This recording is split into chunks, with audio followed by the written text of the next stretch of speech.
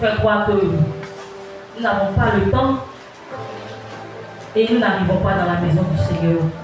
Or, je n'ai jamais vu quelqu'un qui est venu dans la présence du Seigneur et reparti pour éblouir. Donc, je veux lui dire merci ce matin, lui qui a permis que nous soyons en sa présence et lui rendre gloire. Lui demander encore ce matin de nous édifier au travers de ce message, de nous fortifier afin que nous puissions arriver à bon port. Le jour, il va nous appeler. Gloire à Jésus. Et le thème de notre message ce matin, c'est quelle est l'importance de la discipline dans la vie d'un enfant de Dieu. La discipline.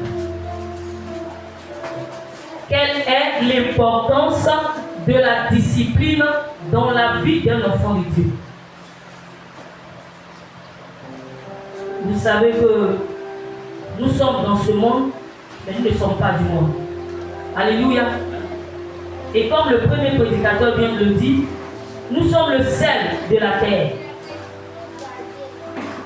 Nous sommes aussi la lumière qui doit éclairer, puisque Jésus est lumière, il est en nous, et nous devons refléter Jésus. Nous devons être un modèle en tout temps et en tout lieu. Et la discipline, c'est le socle de toute réussite. Que ce soit dans la maison de Dieu, que ce soit la maison où nous habitons, que ce soit le travail, que ce soit avec notre voisinage. La discipline est le socle de la réussite de toutes choses. Donc ce matin, je demande à quelqu'un, quelle est l'importance de la discipline dans la vie de l'enfant de Dieu? En tant qu'enfant de Dieu, parfois nous sommes choqués.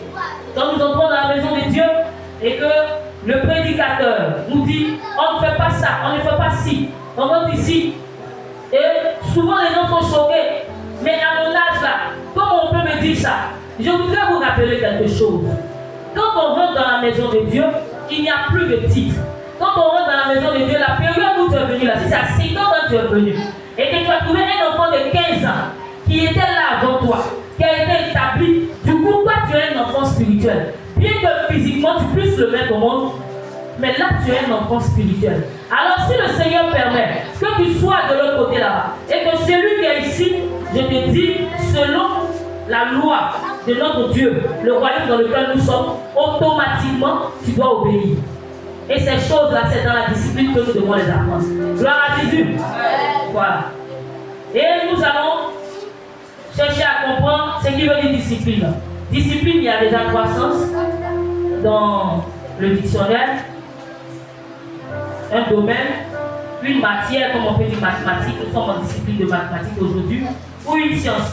Mais ce qui nous intéresse, c'est la rigueur, la régularité, l'ordre et la méthode. Gloire à Jésus. Le sens des disciplines qui nous intéresse en tant qu'enfants de Dieu ce matin, la rigueur, la régularité, l'ordre et la méthode. Parce qu'un enfant de Dieu, la Bible déclare qu'à tes résolutions répondra le succès. Je pense que dans résolution, on sait que tu ne peux pas me dire que tu es résolu et puis tu es couché comme ça. Non. Donc la rigueur, c'est quelqu'un de vivant. Nous avons reçu un esprit de force et de sagesse, un esprit de timidité. Amen. Donc, en tant qu'un enfant du royaume de Dieu, tu dois être rigoureux. Tu dois être régulier. Régulier. Tu ne fais pas aujourd'hui. Et puis on attend 3 mois. Souvent, même si tu es venu au Dieu le 15, tu vas attendre, nous sommes en juin, juillet, août, septembre. Souvent, c'est le 8 septembre, tu vas venir. Tu n'es pas régulier. Et l'ordre. Un enfant de Dieu doit mettre de l'ordre dans sa vie. L'ordre où il est. Partout où tu es, quand on te voit, il faudrait qu'on voit l'ordre. L'ordre même dans ton habillement. Quand on te voit, qu'on ne soit pas troublé. Il ne faudrait pas que tu emmènes les autres à être désordonnés dans l'esprit. C'est important. Nous sommes le sel. Nous sommes la lumière.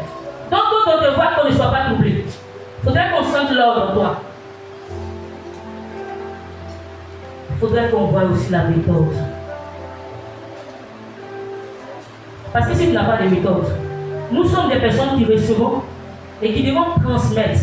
Or, sans méthode, tu ne peux transmettre.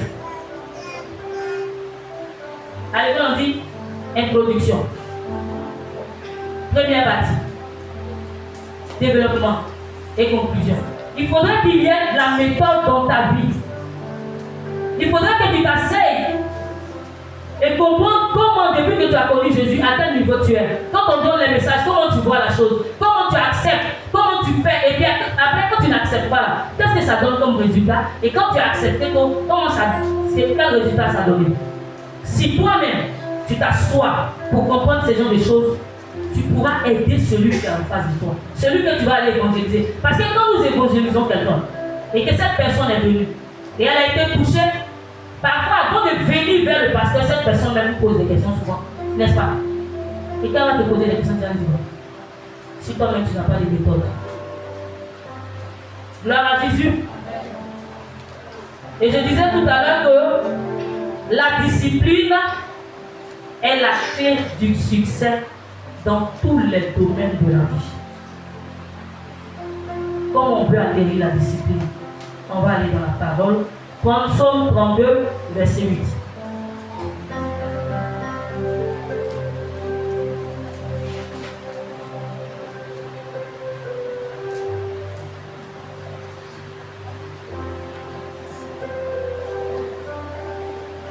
Tout le monde a trouvé Psaume 32, verset 8.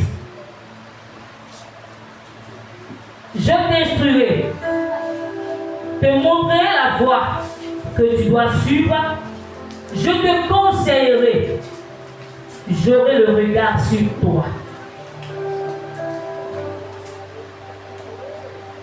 Je t'instruirai, te montrerai la voie que tu dois suivre, je te conseillerai et j'aurai le regard sur toi. Gloire à Jésus. Ça, c'est le livre de Psaume 32, verset 8.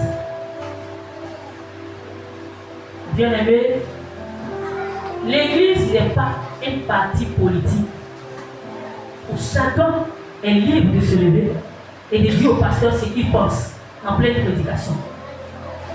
L'Église, c'est vrai que nous avons reçu l'Esprit de Dieu, on n'est plus esclaves, nous sommes libres, mais l'Église n'est pas un parti politique où chacun est libre de se lever en plein culte, en pleine assemblée, en pleine réunion, ou même à une évangélisation. Et te lever et dire ce que tu as envie de dire au pasteur. C'est pas comme ça l'Église. Oui, l'Église c'est pas comme ça. Gloire à Jésus. Et ces instructions-là, la discipline de notre royaume, c'est dans notre royaume et dans la maison de Dieu que nous devons apprendre cette discipline. Et précisément la maison de Dieu où nous prions. C'est vrai, il y a plusieurs hommes de Dieu, chacun a sa vision. Nous tous, nous prêchons Jésus. Mais dans chaque maison, il y a un règlement intérieur. Donc, si tu es à MCE, quand Israël de Benjamin, nous avons notre règlement intérieur. Mais appuyez sur la Bible. Gloire à Jésus. Ici, le culte est pour 9h30. Quels sont ceux qui sont venus après 9h30 aujourd'hui? Quels sont ceux qui sont venus, qui est venu après 9h30 aujourd'hui?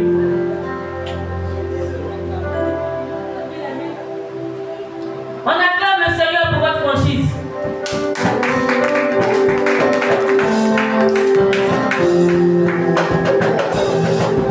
On n'a pas acclamé le Seigneur parce que vous êtes venus après 9h30. On a acclamé le Seigneur parce que vous avez eu le courage, vous avez accepté et vous avez reconnu que vous êtes venus après 9h30. En ce moment-là, si ça ne vous plaît pas et que ça vous fait honte, Dieu sera de votre côté pour ne plus que vous venez après 9h30. Que Dieu vous bénisse. En tant que responsable, si on m'a nommé responsable, je ne dois pas venir après 9h30. Parce que le pasteur peut avoir une concertation avec nous en tant que responsable. Il nous a nommés. Si nous venons à 10h, Donc ce jour-là, ce que nous devons faire, tu vas voir que par ta faute, en tant que responsable, on annule. Parce que si on vient à chaque fois faire des réunions après toi, tu auras le courage de dire que le pasteur t'a nommé, mais il ne tient pas compte de ta présence. Est-ce que là, dans cette situation, c'est le pasteur qui ne tient pas compte de ta présence? Ou c'est toi-même? Alors que le Seigneur vous donne la force et surtout la discipline pour venir avant 9h30. Donc la discipline, c'est la formation qu'un père donne à son fils ou à sa fille pour que cette personne soit ce qu'il veut. La discipline, c'est la formation qu'un père donne à son fils ou à sa fille pour que cette personne devienne ce que lui veut. Et ce que Jésus veut que nous soyons, c'est de ça que nous allons parler en petite partie. Gloire à Jésus. Amen. Je voudrais aussi qu'on comprenne. Quand un père veut donner de la discipline à son enfant, il va progressivement. Ce n'est pas que tu es venu pendant 3 mois et que c'est sûr que tu sois discipliné. Non. Je ne dis pas que tu ne retiens pas assez. Non. Mais je voudrais que tu comprennes aussi que la discipline va progressivement. Parce que quand tu es bébé, il y a ce qu'on te dit. C'est-à-dire que quand tu es nouveau-né, quand tu n'es pas encore affermi dans la foi, il y a ce qu'on te dit. Donc on voit que tu évolues et que tu acceptes. Parce qu'il y a des personnes qui n'acceptent pas le règlement. Il y a des personnes qui ne veulent pas. Et ces gens de personnes, vous allez voir qu'à chaque fois dans la discipline, c'est-à-dire qu'il peut venir avec quelqu'un. L'autre peut accepter, l'autre il accepte difficilement. Et cette personne, vous allez voir que pendant 3 à 4 ans, il a toujours un nouveau groupe, mais lui, on le met dans le groupe de nouveau. Puisqu'il n'a pas encore bradé la première étape. Donc, quand on est nouveau-né, il y a une manière de nous parler. Il y a ce que nous vous disons. Par exemple, si je veux dire à mon enfant, bon, je veux dire par exemple à Ebenezer, mon enfant, il y a beaucoup de sorciers dans le quartier. Faites très attention, ne rentrent pas ici. Je parle à Ebenezer, Ebenezer ne comprend pas. Et puis un jour, tu as le courage de le regarder pour dire Ebenezer, il ne faut pas partir chez Israël, Israël est sorcier. Est-ce que Ebenezer est Ebenezer? Non, si soit pas à Israël, Israël vraiment il est sorcier. Est-ce que vous suivez? Excuse-moi, c'est un exemple. Vous comprenez? Donc quand on est bébé spirituel, quand on n'a pas encore compris certaines choses, il y a ce qu'on nous dit. Il y a ce qu'on nous enseigne. Il y a la formation qu'on nous donne. Et plus nous progressons, vraiment, là encore, le Père continue. Jusqu'à ce qu'il sente que tu es mature. Jusqu'à ce qu'il te confie certaines choses. Ne soyez pas choqués souvent, ne soyez pas surpris de voir qu'on dit certaines informations à d'autres et à vous, on ne les dit pas. On donne certaines charges à d'autres et on ne vous les donne pas. Ce n'est pas parce que vous êtes mauvais.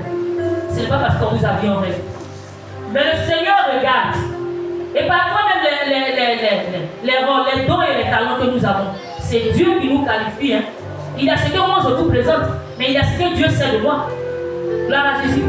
Non, il peut venir ici tôt le matin. Peut-être même qu'il est en boîte toute la nuit. Et puis il me prend un beau truc qui coupe le sommeil. Gloire à Jésus. Non, il y a ce que nous présentons et il y a ce que Dieu sait de nous. C'est en fonction de cela que Dieu se révèle au serviteur de Dieu pour nous dire tu es temps, tu es temps, tu es temps.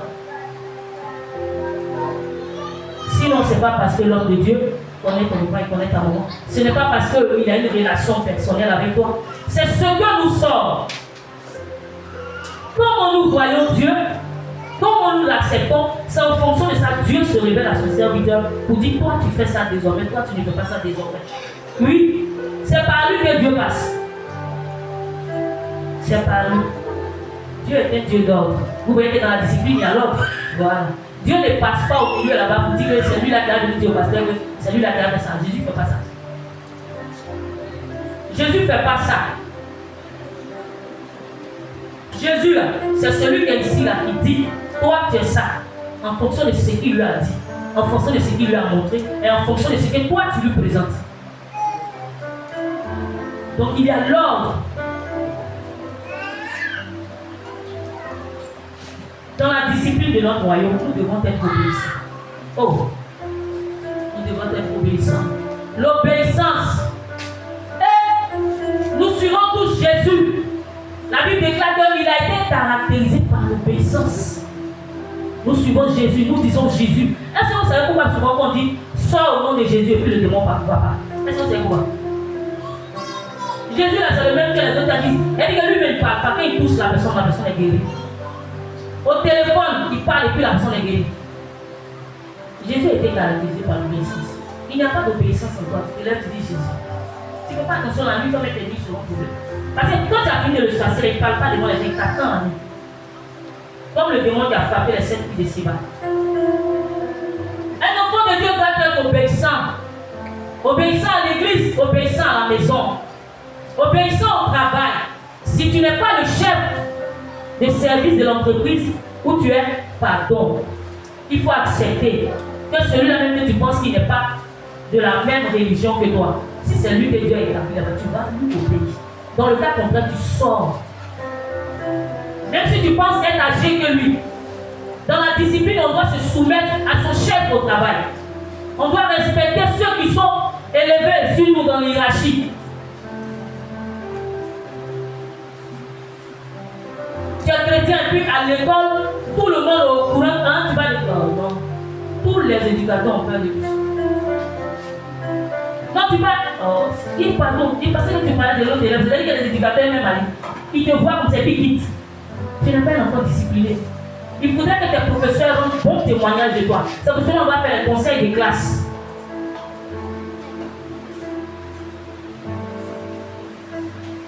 Ta lumière que tu es, le seul que tu es, ça doit être à l'école aussi.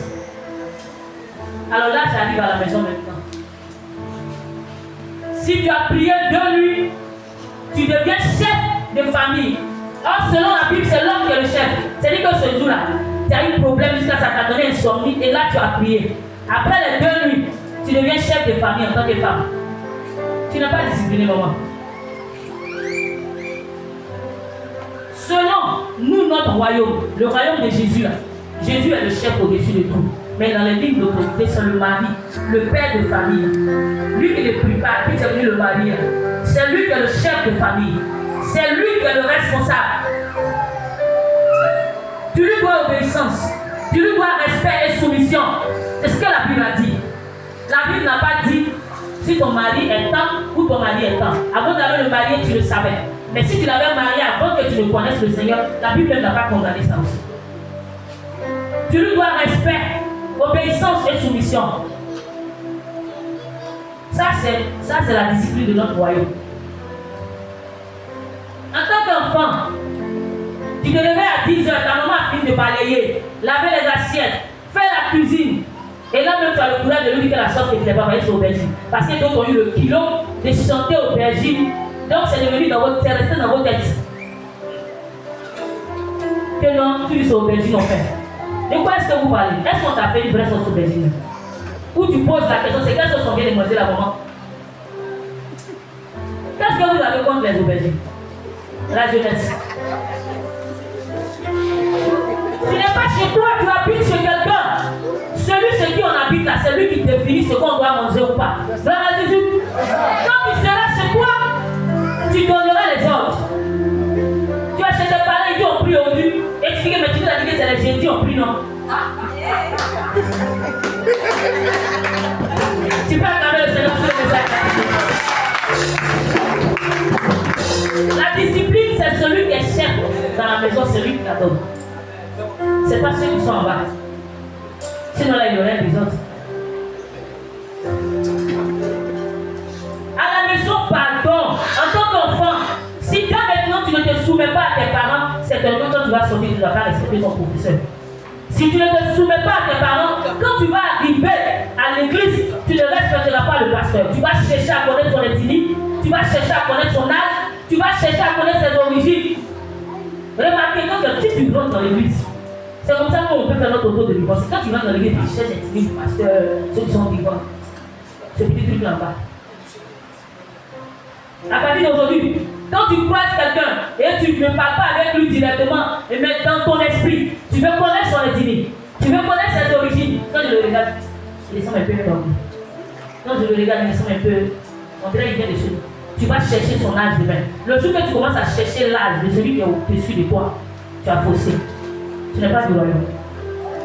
Change. Ce n'est pas l'âge que Jésus regarde pour établir. Non. La plupart du temps, Jésus prend les plus petits. Mais laisse-moi te dire, ceux qui servent le Seigneur avec leur cœur, le Seigneur leur régénère chaque jour. Ce n'est pas parce qu'ils sont beaucoup plus jeunes que toi.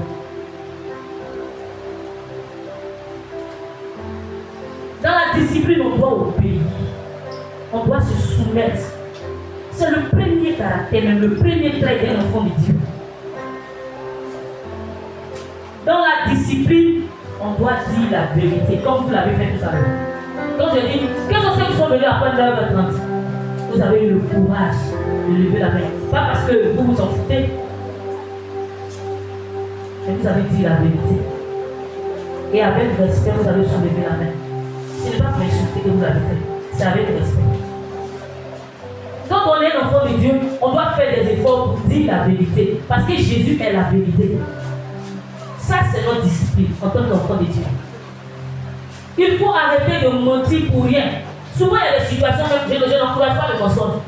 Mais tu sais qu'au milieu là, ta maman, par exemple, je crie et je suis en train de partir un peu vers taper. Pour ceux qui sont avec moi, je vous préviens, je crie beaucoup, mais je suis en train de partir un peu vers taper. Gloire à Jésus. Donc, si tu sens qu'on est au milieu des gens et que tu dis la vérité, je vais te taper ou bien je vais te crier, tu peux te mettre de loin avec lui. Si j'ai bien compris. Parce que la discipline aussi a la sagesse. Je vais te laisser. Mais un enfant de Dieu doit dire la vérité. Il ne faut pas mentir dans tout. Tu ne peux pas, tu ne peux pas. Tu ne sais pas, tu ne sais pas. Mais tu es venu trouver des gens en train de parler des pasteurs. Comme tu es au milieu, tu ne peux pas fermer ta bouche. Et l'autre là, il parlait de lui, il parlait de tout le monde, tu dis même ce qui n'existe pas. Il y a des gens qui mentent pour le plaisir. Ça ne doit pas caractériser l'enfant de Dieu. Parce que s'ils ont remarqué ça au travail, dans ton quartier, à la maison, personne ne va te considérer. Personne ne va. Tu vas me tenter de dire la vérité, mais personne ne passe. Parce que tu as l'habitude de mentir.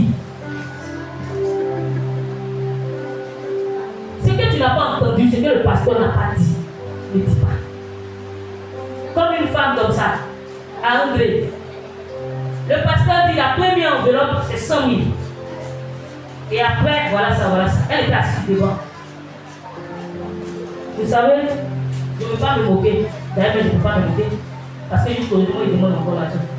Cette femme-là, elle a eu le courage de former tous ceux qui sont derrière pour dire que le pasteur dit que toutes les enveloppes qu'il a sont à 700 000, 100 000, 100 000. Aucune personne n'a eu le courage de se lever pour prendre une enveloppe. Ça, c'est mon Dieu, mais c'est la société. Vous savez, tu peux te lever comme tout. Si tu n'as pas compris, lève la main et demande au pasteur. Je ne veux pas me moquer, mais de la même manière, tu as été celui qui a fermé la porte à l'œuvre de Dieu. Elle aussi, elle demande l'argent comme on veut. Il y a des choses qu'il ne faut pas faire dans la maison de Dieu. Non, je ne veux pas vous effrayer, mais nous devons être dans la vérité. Si tu ne peux pas participer à l'œuvre de Dieu, n'empêche pas les autres de faire l'œuvre de Dieu. Si tu ne peux pas venir à la réunion et dis pas à l'autre, il est l'heure, toi tu ne vas pas. Ça, c'est pas ton problème. C'est toi qui as décidé de ne pas venir. Laisse les autres venir. Ne ferme pas la porte aux autres. Pour dire qu'il a appelé le pasteur tout à l'heure, il dit qu'il sort. En ce moment, tu détournes tout le reste du groupe. Le pasteur lui va te pardonner. Mais Jésus, il n'oublie pas. Jésus ne se laisse pas mépriser. Vous savez pourquoi c'est important d'écouter les instructions? C'est qu'ils sont en train de dire là, c'est énervant pour d'autres personnes. Je le dis toujours, moi je joue le rôle de la divative. Je parle avant, je préviens pour ne pas que ça arrive. Celui qui écoute, il ne tombera pas malade, il ne va pas avoir le paludisme.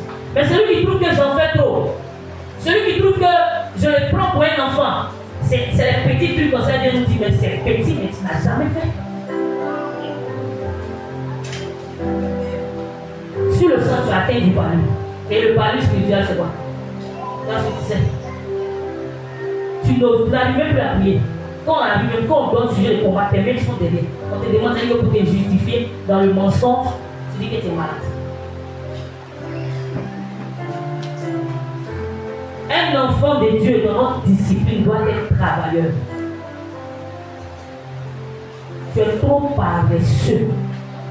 Ça, ce n'est pas un enfant du royaume. Tu n'es pas digne d'être appelé enfant de Dieu. Un enfant de Dieu, appelé fils de Jésus, doit être travailleur. Jésus nous l'a montré. Il n'est pas obligé de se mettre à côté de Joseph. Il était Dieu. Avant de descendre, il était déjà Dieu.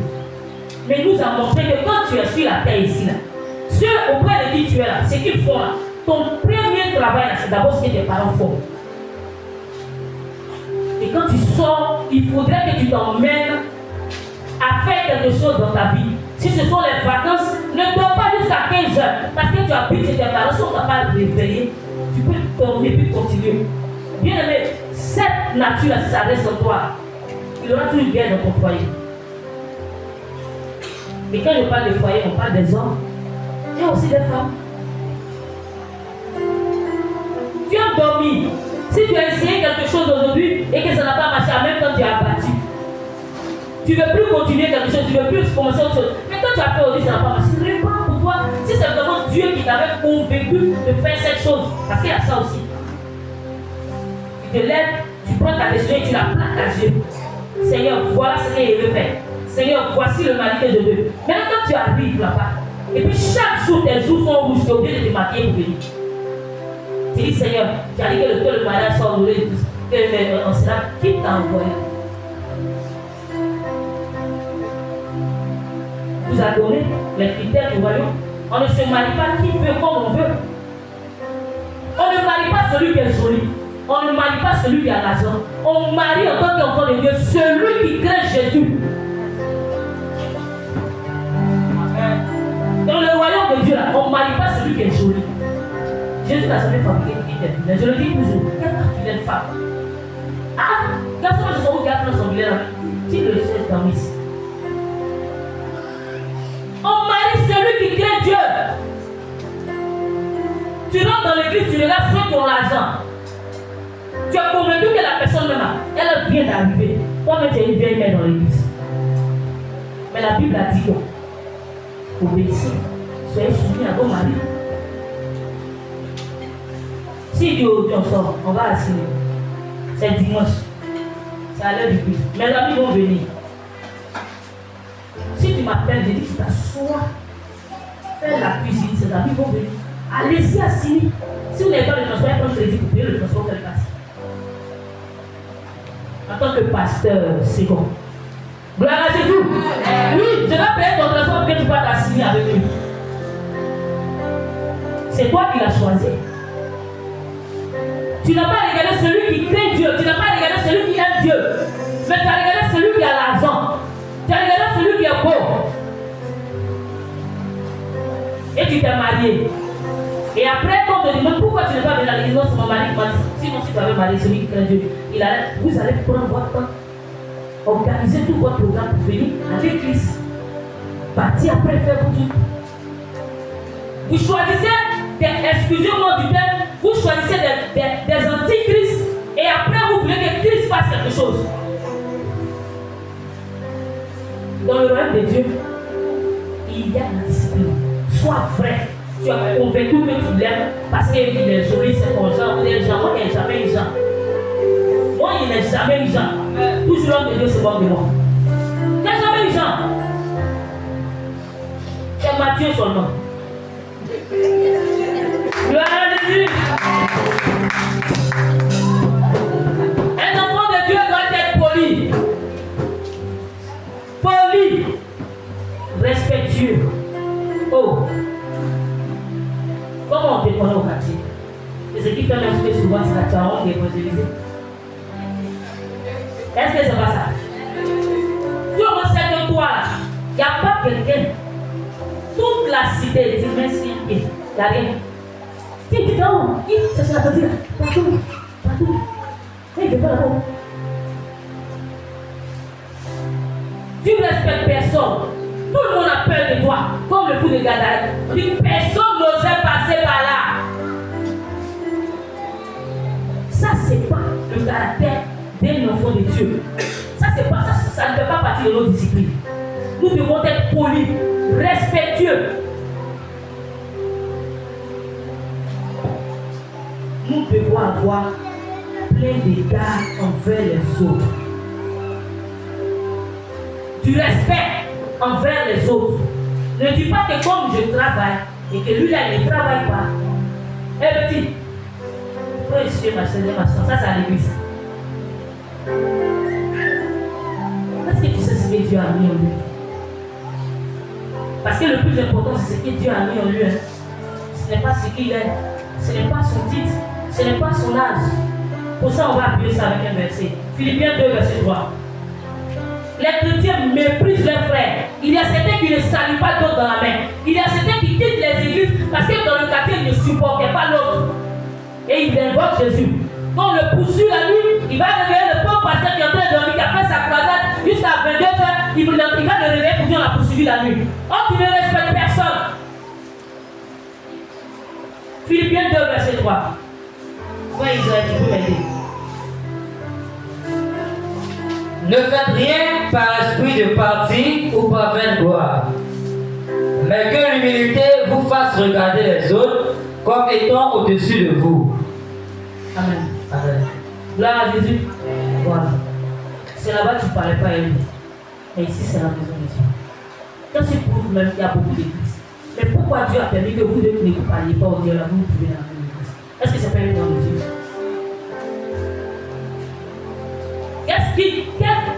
Qu'est-ce qui même te fatigue et puis tu vas soulever le fardeau là-bas pour envoyer ça dans l'église? C'est vrai qu'il y a toujours des problèmes dans les églises. Mais pourquoi pour toi là, ça pétille là, tu ne peux pas laisser ça à la chair là?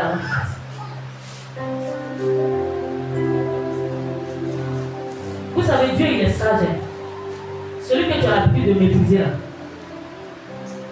Un jour tu seras dans une situation, c'est lui ceux qui n'ont pas d'effort. Tous ceux que tu considères, tous ceux que tu respectes ne seront pas là. Tu vas faire quoi? Tu vas accepter de mourir?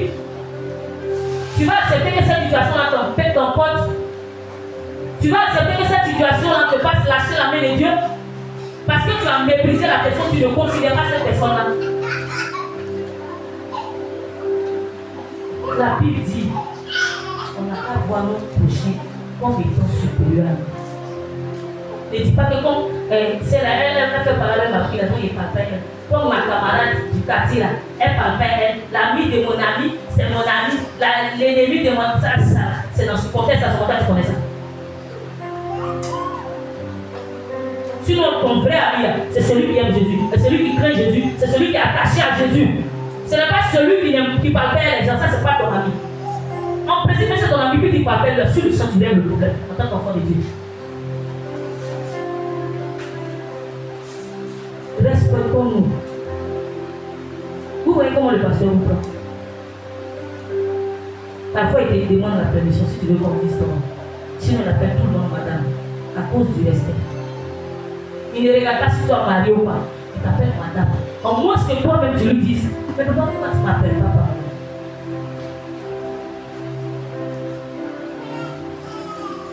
Parce que si vous n'arrivez pas à respecter, vous allez voir que vous allez envoyer ça à l'église. Et quand le pasteur va envoyer un message, vous aurez le kilo de départ. Et le jour que vous lui envoyez un message et qu'il ne répond pas, vous allez vous lever maintenant pour mettre ça sur Facebook. Que le pasteur ne nous respecte pas. On lui envoie un message, il ne répond pas. On l'appelle, il ne décroche pas. Et quand lui, il a envoyé le message, et puis toi, tu n'as pas répondu. Ça, c'est un manque de respect. Ça, c'est pas la discipline de notre royaume. Si le pasteur t'envoie un message, fais un effort pour lui ramener une réponse. On est tous habillés ici. On sait. Pour parler à un pasteur, on veut offrir. C'est vrai ou c'est beau? C'est normal. C'est le serviteur de Dieu. Dieu a déposé sa grâce sur lui. Tu ne peux jamais venir le croiser puis tu as senti forcer quelque chose. Peut-être que tu ne vas pas sentir, mais tu retournes avec la grâce de Dieu. Or, pour recevoir de Dieu là, il faut tourner.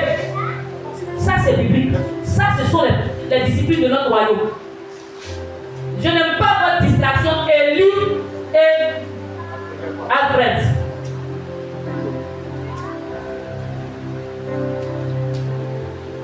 On doit peux avoir le courage de boire un coup de fil. C'est vrai que tu n'étais pas là. Mais tu viens voir l'appel en absence. C'est ton pasteur.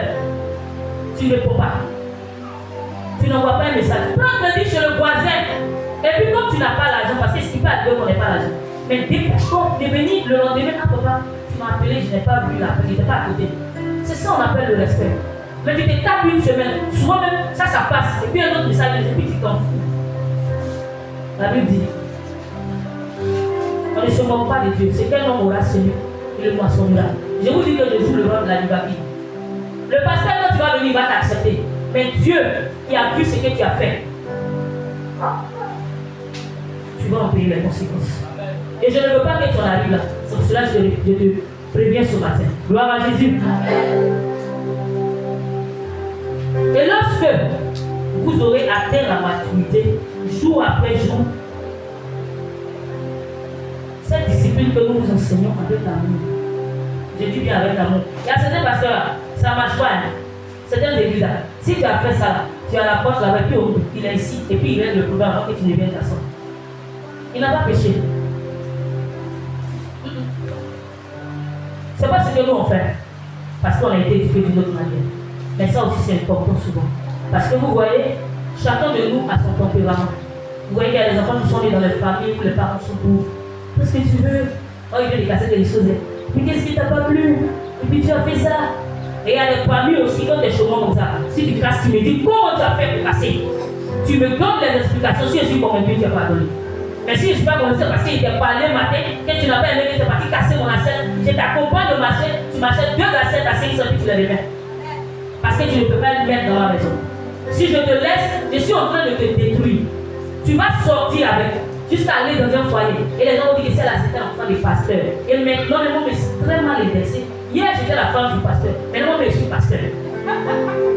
N'est-ce pas si vous suivez? Toi, tu dis aux gens de bien s'habiller. Regarde comment tes enfants s'habillent. Oh, mon enfant est une personne comme vous. Je voudrais que vous compreniez cela. Je le dis. Je ne vais pas frapper quelqu'un. Je ne vais pas faire le policier derrière quelqu'un. Je suis encore plus dur avec le debout. Mais si je le dis et puis tu ne le veux pas, je dis que je suis la Nibaki. Si tu refuses de prendre la Nibaki, tu seras un paludiste. Est-ce que c'est moi? Je ne t'ai pas maudit. Je t'ai empêché la malédiction. C'est pour cela que je dis ne fais pas ça. Mais si tu le fais, à qui tu le fais? Dieu est dans sa parole. Il n'a pas changé. Non. Si tu ne fais pas ça, ne le fais pas. Quand tu le fais, sur le champ des conséquences de ce que tu as fait, avec gros cœur ou avec négligence, elle a parlé au début, mais elle va parler encore. Ok, c'est une machine. Tu en paieras les conséquences. C'est pour cela que nous allons prendre 1 Corinthiens 11, verset 1.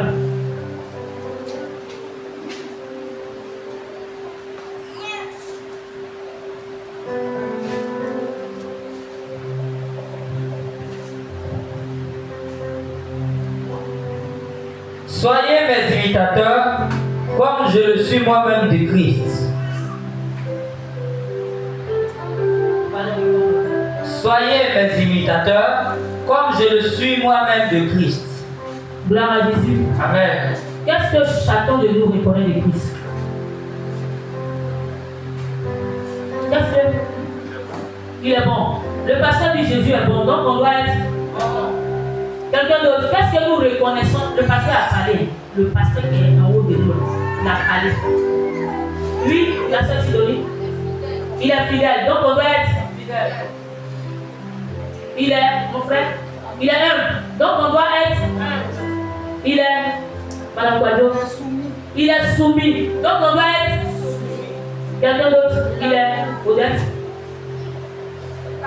Il pardonne, donc on doit pardonner. Un autre caractère, il est amour, donc on doit. Attends, personne ne veut aimer, donc on doit aimer. C'est difficile.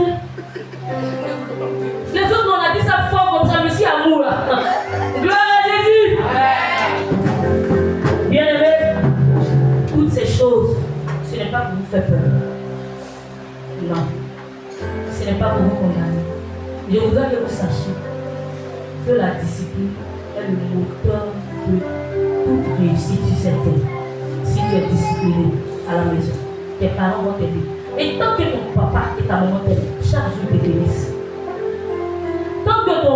responsable au travail t'aime, il est content de toi, il te bénit, tu auras facilement des promotions.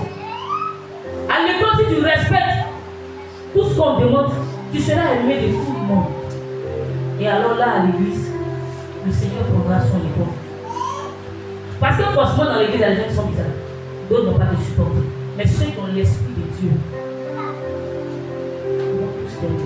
le pasteur même, tu seras sa préférée pendant que d'autres seront pleins. Donc la discipline, c'est pour toi-même. Et c'est pour tous ceux que tu vas avoir demain comme enfant. Tous ceux qui seront sous ta tutelle. Quand ils vont sortir, ce que tu as sémé, c'est avec ça qu'ils vont sortir. Que Dieu vous bénisse et qu'il vous donne d'être disciplinés.